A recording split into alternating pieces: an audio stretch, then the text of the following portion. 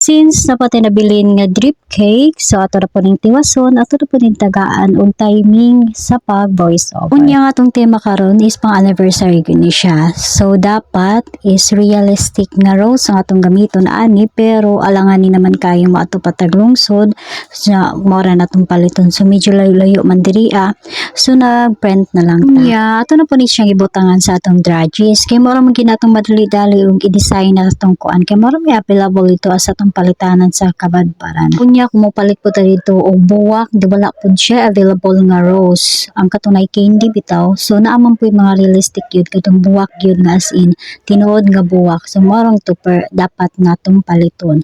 So kay mas nindot magud kung realistic atong gamiton kaysa aning mag-print rata. So nagkuan ko og print akong gisuggest sa mga kuan atong customer tungod kay mas makalesta kung printed cake topper lang atong gamiton kaysa katong mga hinimo na daan katong mga fondant details. So medyo pricey gito siya. Unya kung gusto man gani nga karagdagang detalye sa atong cake, kung mahimo ako i-suggest sa atong customer nga sila na lang umapalit dayon dili lang nako siya i-appeal kay kung ako magud mo palit, so ako pun i-add sa ila, i-add na ko sa price sa cake plus kato akong i-design tungod kay akong ika-offer a gyud is printed cake topper. Kung gusto ninyo na mo i-add sa inyong cake design, pwede ra kayo mapalit dito sa Kabadbaran, pwede ra stuffed toys.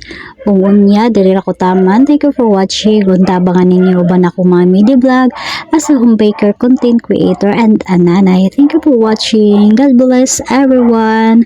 Don't forget to follow, like, and share. Thank you.